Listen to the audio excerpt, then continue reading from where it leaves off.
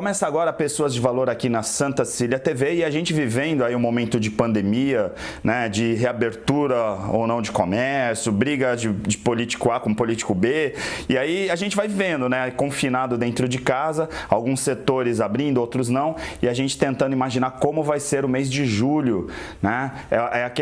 Alguns programas que a gente faz são programas conceituais, que a gente discute algumas questões. No caso do Pessoas de Valor, a gente tenta não trazer momentos justamente porque vira um webinar, né? Vira uma aula que fica guardada eternamente. Eu, por exemplo, tenho um programa que eu gravei com o Tadashi lá na segunda semana, quando o programa estreou. Até hoje eu assisto esse programa, as pessoas assistem e continua valendo porque tem uma mensagem, né? Hoje, embora a gente esteja dentro desse contexto, né, de um cenário de pandemia, eu trago aqui dois amigos, né? Um deles é o Flávio Maneira, que todo mundo já conhece, que é um estudioso na neurociência.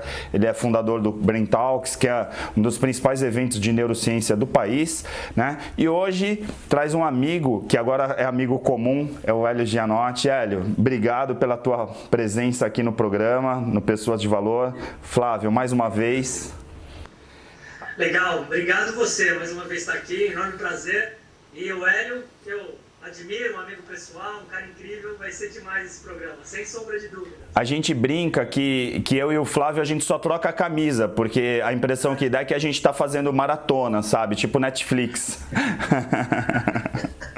Eu vou direto ao assunto, porque às vezes nos programas a gente tem uma coisa assim que a gente brinca da pergunta de $1 milhão, né? E como você trabalha com essa coisa da administração do emocional, né? A gente fala hoje em dia da emocionalidade. Eu sou da época, eu sou um pouco velhinho, eu sou da época da inteligência emocional, né? E aí, lógico que as coisas vão evoluindo, e aí hoje a gente, em vez de falar de inteligência emocional, até o Flávio, num curso de pós-graduação que a gente está planejando, né, tá estruturando, ele falou assim, não fala, o nome do projeto é Criatividade e Inteligência Emocional. Ele falou, não, agora é emocionalidade, não fala mais inteligência emocional, porque senão não vai, as pessoas não vão entender muito, tal. Aí eu tomei um puxão de orelha aqui do meu sócio. E aí, Hélio, como que é essa coisa que a gente vive hoje de administrar essa emocionalidade num cenário onde as pessoas estão vendo conflitos just in time, né? Porque não é só o conflito da pandemia, mas é o conflito de como que vai ficar a economia, como que vai se tornar a política no momento que a gente está aí com uma eleição já chegando, aí já está no nosso calcanhar. Cara, o mundo tá louco e as emoções fervendo. Exatamente isso que está acontecendo. Você sabe que quando a gente fala de gestão da emocionalidade, né? Tem tudo a ver com uma forma como a gente está encarando essa história toda, né? Então, você veja uma coisa, a gente está falando de ansiedade, basicamente, né? E ansiedade é totalmente fisiológica, né? Ansiedade é medo do futuro, é alguma coisa que não aconteceu ainda e você tem medo e, de uma certa forma, você está se protegendo, né? Então, ela é fisiológica. O problema todo é que quando acontece alguma coisa como uma crise, a ansiedade já se transforma numa realidade, porque o futuro é hoje, e aí vem o medo. O medo é alguma coisa que é real, né? E aí o que acontece? Você já começa a ter reações também fisiológicas, cerebrais, inclusive, né? E neste momento, quando ela começa a ficar muito intensa e não trabalhada, né? O medo agora pode se transformar num transtorno de ansiedade, né? E aí sim são os nossos grandes problemas, que começam com burnout, né? Começam com os nossos pânicos, e aí que eu acho interessante a definição de pânico, né? Eu gosto dessa frase, né? Eu vou até ler. Pânico é uma repentina traição de nós mesmos. Eu vou até repetir. Pânico é uma repentina traição de nós mesmos. O que quer dizer isso? Em geral, as pessoas que se acham muito racionais, elas não se atentam muito às suas emoções. Elas se atentam apenas ao processo racional o tempo todo. E aí o que acontece? Elas começam a se achar onipotentes, né? E o problema justamente da onipotência, né, é que quando acontece alguma coisa como uma crise, é um momento que você perde o contato com as emoções, elas tomam conta, e nesse momento é a primeira vez que você se vê vulnerável. E a vulnerabilidade, né, transforma essas pessoas onipotentes em pessoas panicadas. As pessoas realmente acabam entrando em pânico, né? E eles se sentem traídos. Como que eu não sabia? Como que eu não sei fazer esse negócio? Como que eu estou assim? E aí entra esse processo todo da emocionalidade que foi deixado de lado o tempo todo. Só que agora a gente está precisando muito entender o que está originando essa sensação de mal-estar, porque aí sim ela transforma esse mal-estar todo em comportamentos estranhos, comportamentos que você não costumava ter, né? Ainda mais juntando todo mundo dentro de casa, né? Todo mundo, a família toda, filhos, pais longe, você preocupado com os pais, e etc., marido, mulher, aquela coisa toda, e aí vira a hora da verdade, o momento da verdade, né? Então, assim, todo esse conjunto, né, traz ainda por cima uma novidade.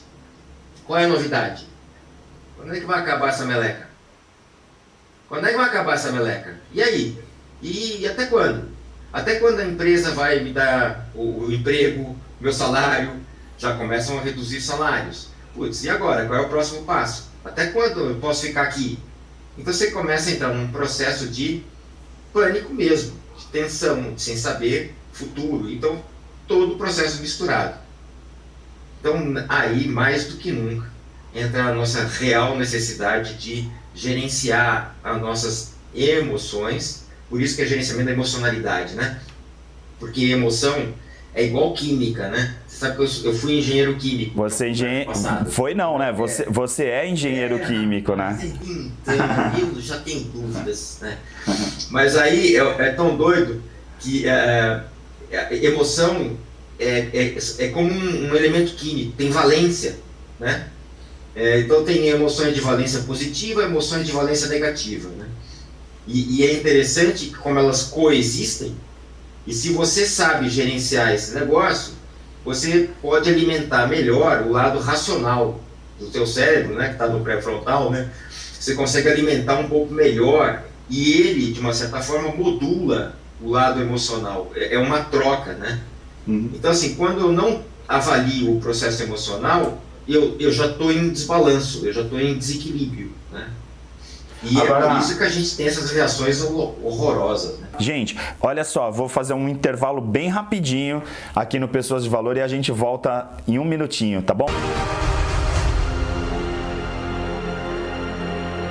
O Célula Mater traz para Santos um serviço de análise inovador, de alta velocidade nos resultados, com total precisão e confiança. O Lab Express. São mais de 50 tipos de exames clínicos prontos em até 1 hora, junto com o serviço Prime Assistance, em que nós buscamos você em sua casa gratuitamente. Agende seu exame. Acesse celulamater.com.br ou ligue 3225-2586. Lab Express é Célula Mater. Existe um bebê que é especial, está sempre na moda, bonito pra você. A mamãe e o papai, ele quer agradecer pelo banho de loja da estação do bebê. Roupinhas, acessórios, carrinhos, enxoval, toda a decoração da estação do bebê. Rua Carvalho de Mendonça, 251 Santos. Estamos atendendo. Ligue para 3302-1970. O seu bebê feliz na estação do bebê.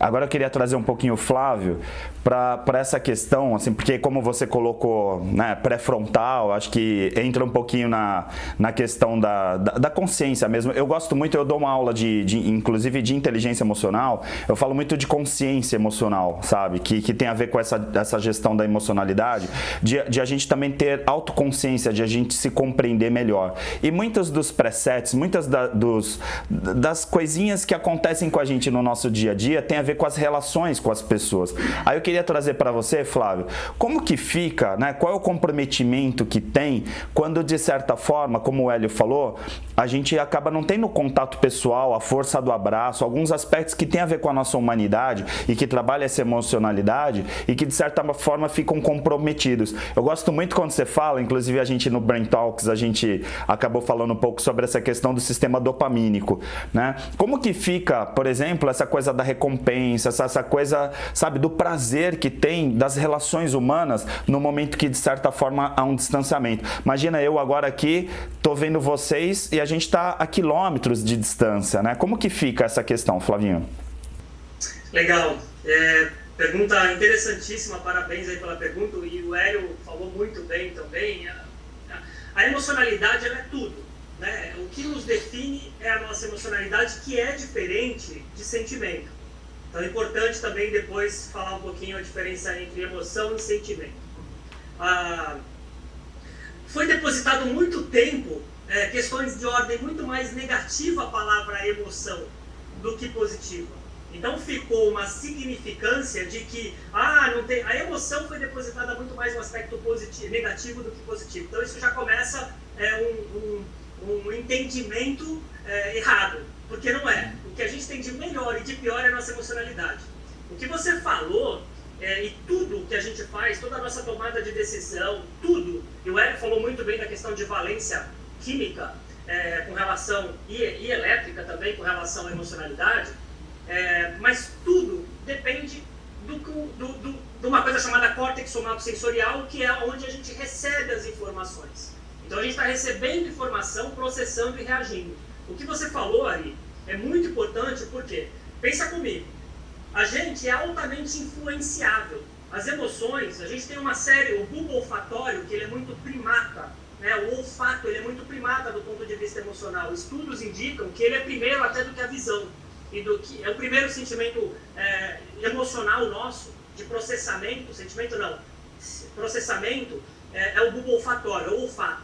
Então pensa comigo, eu saio, vou para a padaria tomar um café, eu tenho hábitos, somos seres humanos de hábitos, eu tenho hábitos que vão me dar estímulos emocionais. Esses estímulos emocionais que me davam prazer, porque tudo na emoção é prazer e não prazer, é o que me traz, a divisão emocional é o que me traz bem-estar e mal-estar. Aí depois vem as emoções de primeira escala, segunda escala, terceira escala, são mais complexas. Quando a gente muda isso, nosso sistema emocional mudou completamente, uma vez que a gente é altamente influenciável. Então a gente tinha escapes emocionais na nossa vida, que a gente tinha o hábito e sabia como correr. Quando a gente estava indo para o trabalho, eu ia tomar um café com meu amigo, eu ia botar música no carro, eu tinha minhas escapes. De repente isso mudou, eu estou em casa. Em casa eu tenho que encontrar, porque são outros estímulos que vão ou me deixar mais nervoso, um mal-estar, porque eu estou tendo, e a gente sabe bem disso, família, criança chorando, vai. O Hélio sabe fazer isso muito bem. E eu tenho que administrar isso, porque eu não tenho mais. Como que eu vou administrar essa emocionalidade? Então, e é aquilo que eu falo, a gente tem um lado bom porque a gente aprende com isso. Então você vai aprender a gerenciar isso, esse estímulo emocional que está desconfortando, e você vai criar estratégias, porque a gente é inteligente para isso, vai usar essa região, então vai ter que ter autoconsciência. Eu acho que a palavra da vez é se conhecer melhor. Eu acho que essa pandemia está trazendo muito autoconhecimento emocional. Do que você não gosta, do que traz mal-estar e do que traz bem-estar. Perfeito. Hélio, aí parto para você, né? Será que você poderia dar uma aula para a gente aqui, se permite falar dessa forma? Mas para as pessoas que estão em casa, principalmente para o telespectador mais leigo, né? O programa não é específico só para psicólogos ou para neurocientistas, mas vamos pensar para o telespectador comum, que de repente não entende tanto dessa parte, como que se faz, né, no nosso cérebro esse processo, né, dessa gestão? Porque eu sempre parto do princípio, se a gente fala gestão, a gente está falando de administração, a gente está falando de controle. E aí, emocionalidade e controle emocional, portanto, é uma coisa que para muitos parece surreal nesse momento, principalmente da vida que o planeta está vivendo. É muito legal. Você sabe que tem duas abordagens, né, que eu tenho falado nesse momento. Uma delas tem a ver, primeiro, com o que eu estou sentindo nesse momento, né? Para as pessoas até se sentirem um pouco mais acolhidas, né? Eu vou muito para a doutora Elizabeth Kubler-Ross, que fez todo aquele estudo do... Alô? Vocês estão aí? Sim, sim. Sim. Eu saí. Deixa eu ver se eu volto. Só deu uma congeladinha, mas já voltou, pode falar. Eu pensei que fosse censura. Eu falei, será que eu estou falando besteira? Não. Aí, né? Pode começar do estudo. Tá bom. Então, assim, a doutora Elizabeth Kubler-Ross, ela fez um estudo com pessoas em fase terminal, né? Pacientes em fase terminal, como eles reagiam, seus comportamentos, e os seus familiares, né? Como eles reagiam depois que eles perdiam os seus entes queridos. Então, quando ela começa a falar de perda, lógico que a gente está vivendo uma fase de perda, inclusive, né? Se a gente se comparar 3, 4 meses atrás, olha só que teve de perda, né? E ela chegou a 5 fases interessantes, né? E a primeira delas é negação. Tipo, não, isso não está acontecendo, imagina, isso é besteira, isso é gripezinha, isso é besteirinha, isso aí... brasileiro não passa por isso é besteira, né? Aí você já começa a perceber amigos ficando com gripe, né, pegando o corona. Eita! Aí você começa com raiva. Como é que eu fui deixar um negócio desse acontecer? Tive que vir para casa agora. Como é que eu vou fazer esse negócio? Que porcaria! E esse governo? E essa mulher que eu não aguento olhar para ela? Esse meu marido que é chato pra caramba? Ah, e meus filhos eu vou jogar pela janela? Então você está com raiva nesse processo, né? E aí depois da raiva você começa a entrar no processo de barganha, no luto, né? Ah, bom, e se eu fizer isso? E se eu fizer aquilo? Mas então, e se eu der uma descidinha? E se eu for até o supermercado? E se eu... Aí você começa com as tentativas e erros, e aí você percebe que nem todas elas você consegue, né? Mas algumas sim. E elas te empurram muitas vezes para a realidade. Aí cai a ficha. É a hora da tristeza mesmo, né? É a outra fase, a fase de tristeza ou até chegar na depressão, eventualmente. Porque aí você efetivamente avalia tudo que você perdeu, tudo que você pode vir a perder, todos os seus... Aí sim, aí é esse processo onde a emocionalidade precisa trabalhar muito, né? Depois que você passa por essa fase, né, aí sim você entra na aceitação. Você já está agora num novo patamar. Então é interessante, porque cada um de nós aqui pode estar numa dessas fases, né? E não significa que você vai para uma e não pode voltar, né? Ela vai e volta, às vezes em 2 juntas, quer dizer, é um processo muito, muito rico. E é bacana entender esse luto, porque o que a gente está vivendo hoje na crise é, acima de tudo, o luto. Agora, com relação à parte do cérebro, né, que eu acho bárbaro, é assim, como é que a coisa funciona? Gente, o nosso cérebro é muito legal, né? Acho que isso, Hélio, eu acho que isso... Ele tem de complexo, né? Eu acho que isso é um ponto comum que nós 3 temos, né? Nós 3 achamos o cérebro muito legal. É demais. E o que ele tem de simples, ele tem de muito complexo, né? Então, quando você encontra, às vezes, uma descrição muito simples sobre o cérebro, né? Começa a desconfiar, tem alguma coisa que você perdeu. Que não é tão simples assim, né? Então, assim, tudo que acontece na nossa vida, né? Todo estímulo que acontece, né? Ele vem ou internamente ou externamente, né? E aí, o primeiro caminho de um estímulo, vamos considerar um estímulo externo, ele vem e ele vai para um caminho interessante, ele atinge um sistema dentro do teu cérebro chamado límbico, né? E esse sistema límbico, né, com a nossa querida amígdala cerebral, que a amígdala é formato de amêndoa, né? Então você tem amígdala no cérebro, tem amígdala aqui. Então vamos falar da amígdala que tem no cérebro. E ela percebe, né, esse processo e ela guarda todas as suas memórias emocionais relevantes. Está tudo guardado, porque ela está ligadinha no hipocampo, né? Então ela e a memória conversam o tempo todo. E aí o que ela faz? Ela te dá algumas soluções bem rápidas, do tipo assim, ataca, foge ou fica parado, né? É o ataque e fuga. Só que é o seguinte, isso acontece em milissegundos. E emoção, do latim, significa ex movere, é se movimentar para fora. É um movimento do corpo. Emoção é apenas um movimento do corpo. E é interessante que neste momento, ela fala ataca ou foge, nesse momento você já está com todo o processo pronto para começar a trabalhar, né? E aí é interessante porque essas informações, quando elas passam pela amígdala, elas vão para o córtex pré-frontal, que modula a amígdala, do tipo, não, é isso mesmo, vai filho, faz sentido, não faz sentido. Legal, você já sentiu isso antes, é verdade, e eu me lembro que você fez isso, agora vamos fazer assim, assado, tá? E aí já existe todo um trabalho formal de pensamento, de planejamento, aí você já começa a ter todo o processo de antecipação, você é antecipatório, você já sabe o que vai acontecer, e aí você realimenta a amígdala e fala, go ahead, e aí ela faz todo o resto do sistema nervoso autônomo trabalhar, né? E aí que é interessante, olha que coisa louca, né? Esse movimento rápido, devagar, né? É que, logicamente, o límbico é em milissegundos, e aí quando vai passar para o racional, já são segundos. Então é bem interessante. Então todos nós somos emocionais primeiro, para depois sermos racionais. Perfeito. Quando você desconsidera o que a emoção faz com você, as suas decisões racionais ficam sempre muito mais fracas, mais débeis, né? Então é importante você perceber que quando você trabalha essas emoções, você sabe o que a emoção faz com você, ajuda na próxima decisão.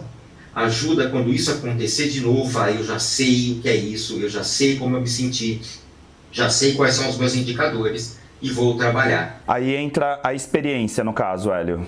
Aí entra a experiência e aí entra o equilíbrio entre cortisol, que de uma certa forma é o hormônio que aparece com todas as emoções de sobrevivência, e que a gente está vivendo agora muito isso. E aparece também depois todos os bonzinhos, dopamina, serotonina e sobretudo ocitocina, que são as emoções de ligação, né? O que a gente tem que fazer no processo de gestão da emocionalidade? Equilibrar. A gente não vai deixar de ter cortisol porque ele é importante para você reagir, né? E que também foi depositado um aspecto negativo para o cortisol, e ele é fundamental.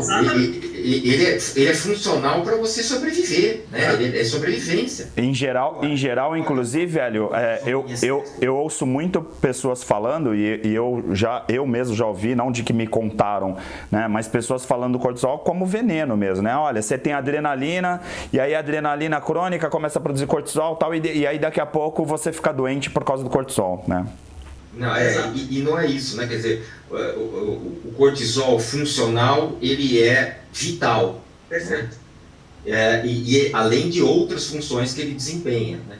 Ô Hélio, desculpa te cortar, cara, mas eu vou falar uma coisa pra você. Você tá sendo mais engenheiro químico do que neurocientista, né? Porque você vê, eu falei pro Flávio, eu falei assim, ele continua engenheiro, porque quando eu faço também apresentação sobre neurofisiologia, e aí o Flávio também faz muito isso, aí a gente fala de cortisol, de sistema límbico e tal, eu nunca ouvi isso de um engenheiro químico, que fica muito mais perfeito, fica muito mais didático.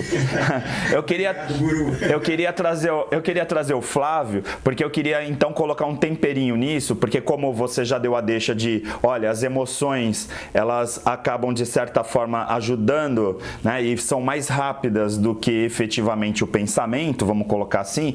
Flávio, como que fica a intuição nesse processo?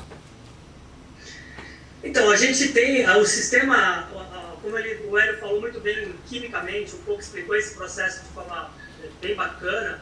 Você falou, né? Você fala do sistema dopaminérgico, né? O dopaminérgico, ele funciona duas coisas. Ele é precursor da noradrenalina e da adrenalina. Então, só existe noradrenalina e adrenalina por causa da dopamina. E é interessante porque, por mais que isso seja, o nosso cérebro ele funciona, Ari, de forma inconsciente, cara. 90% do cérebro, até mais, alguns estudos indicam, ele é inconsciente. Então, a gente tem uma memória que ao longo da nossa evolução psíquica, ela vai dando o que a gente chama muitos, né, de intuição. Na verdade, é um acúmulo de inconsciente no processo da tua experiência de vida. Então, a nossa experiência de vida, ela vai te dando um monte de dor e de amor. Então, é um balance ali de dor, amor, tu tropeça, tu teu amiguinho com aquela voz, com timbre briga com você, depois tu aí contra o professor que tem aquela mesmo timbre de voz, te fica com medo, aí tu tem uma intuição, tu fala, tu ouviu aquele timbre de voz, tu fala, aquele professor. Então nosso sistema inconsciente, ele nada mais é do que um acúmulo de experiências que a gente vai vivenciando ao longo da nossa vida, da experiência emocional, que é muito forte ao longo da nossa vida, e aí a gente vai virando um sistema muito inconsciente. Porque, como eu disse, a gente está sendo estimulado o tempo todo por um monte de cores, de sons, de cheiros, e isso, 90% a gente não chega, mais de 90% não chega à nossa consciência. Tem um livro, para finalizar, muito interessante, já é um livro antigo, vocês fatalmente conhecem, que é o Poder do Subconsciente. Esse é um livro, ainda até hoje, ele é bem falado, bem vendido e vale a pena a leitura desse livro. O John Murphy, acho que é meio que a porta de entrada para várias áreas aqui, né? Vários profissionais que se apaixonaram, né, por essa área, né? Como Antônio Damasio também tem que ler, né? Senhores, estamos caminhando para o final. Aproveita, já faz seu fechamento, Alio. Olha, gente, eu quero primeiro desejar a vocês saúde, né? Que ninguém tenha que passar por esse processo horroroso dessa gripe horrorosa, né?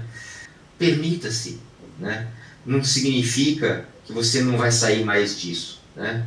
O fato é que a gente vai se transformando e vai chegar lá de uma forma muito melhor do que a gente saiu. Nós vamos entrar no novo anormal, é o que eu estou falando. Não é novo normal, é novo anormal. Show, Hélio. Você é demais, cara.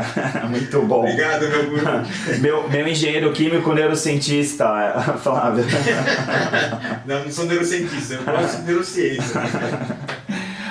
Eu falo pro Flávio que ele é neurocientista, ele também fala, não me coloca nisso, tal. Flávio, obrigado mais uma vez. É aquela coisa que o Hélio acabou de falar que eu acho que a gente fez aqui, cristalizou, né? Que assim, não é porque tá em pandemia que a gente vai fazer mais ou menos. Para mim, um dos melhores pessoas de valor que a gente já fez. Hélio, obrigado pela tua participação. Flávio, obrigado. Sempre um parceiro, né? E sucesso aí no próximo Brain Talks. Senhores, muito obrigado. Se cuidem e já sabe, se sair, use máscara, tá bom? Fica com a programação da Santa Cília TV.